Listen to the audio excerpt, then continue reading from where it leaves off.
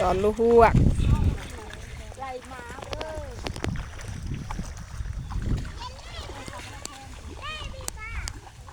อันไม่ดังสอนนะเอาลงจำดา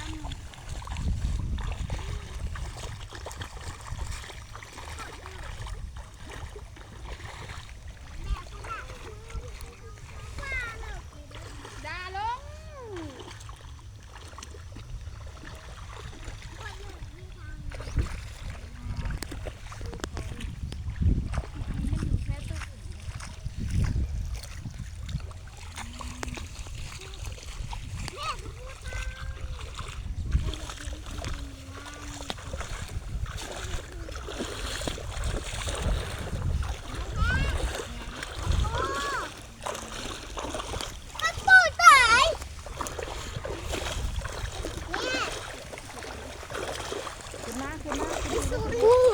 ไปถึงมาลูกไปถึงก็ได้ไปถึงเลยนี่แหละเพื่อ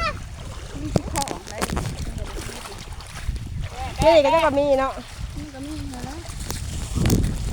งานมาทางที่แรกดูดึงไปโอเคดึงไปพอดูดึงไปนี่ได้ในหลอดเป็นพยองมันกับเต่าเก็บกระปูใส่ในแม่ลูกมันก็เต่าเอาอยู่เหยียบสีแตกกระปูมันคืออ่อนบ่เอาอยู่บ่มันอ่อนตัวนี้อ่ะเอาตัวบ่อ่อนตัวอ่อนป้าเนาะมันกับเต่ามันขุดเลยขุดบนเงินชีวิตจิตอย่างว่ากระปูมีตัวอ่อนเป็นอ่อนแต่ว่าตัวนี้เป็นยังไง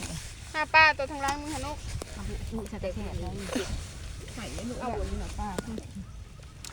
มาเก่งให้มันอยู่ท่านเนี่ย